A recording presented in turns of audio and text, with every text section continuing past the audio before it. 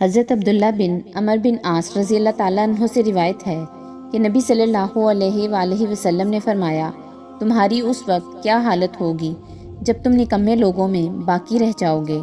ان کے وعدے اور ان کی امانتیں خراب ہو جائیں گی اور وہ اختلاف کا شکار ہو جائیں گے۔ وہ اس طرح ہو جائیں گے۔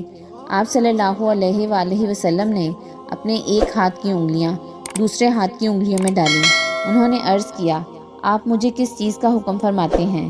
آپ صلی اللہ علیہ وآلہ وسلم نے فرمایا، تم جس چیز کو جانتے ہو اسے لازم پکڑو اور جسے نہیں جانتے اسے چھوڑ دو، اور تم اپنا خیال رکھو اور عام لوگوں کے عمل کو چھوڑ دو۔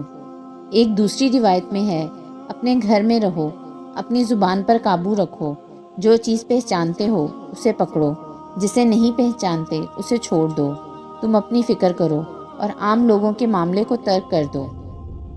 حضرت عبداللہ بن عمر رضی اللہ تعالیٰ عنہ بیان کرتے ہیں، ہم نبی صلی اللہ علیہ وآلہ وسلم کی خدمت میں حاضر تھے کہ آپ نے فتنوں کا ذکر کیا اور آپ نے ان کے متعلق بہت بیان فرمایا، حتیٰ کہ آپ صلی اللہ علیہ وآلہ وسلم نے فتنہ اہلاس کا ذکر فرمایا۔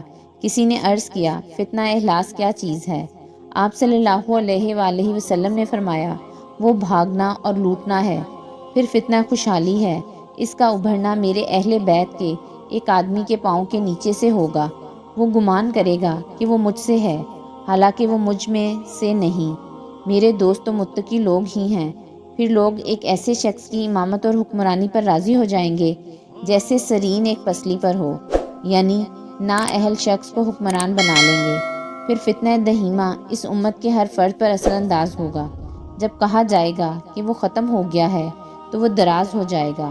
اس فتنے میں آدمی صبح کے وقت مومن ہوگا تو شام کو کافر، حتیٰ کہ لوگ دو گروہوں میں بٹ جائیں گے، ایمان کا گروہ جس میں کوئی نفاق نہیں، اور نفاق کا گروہ جس میں ایمان نہیں۔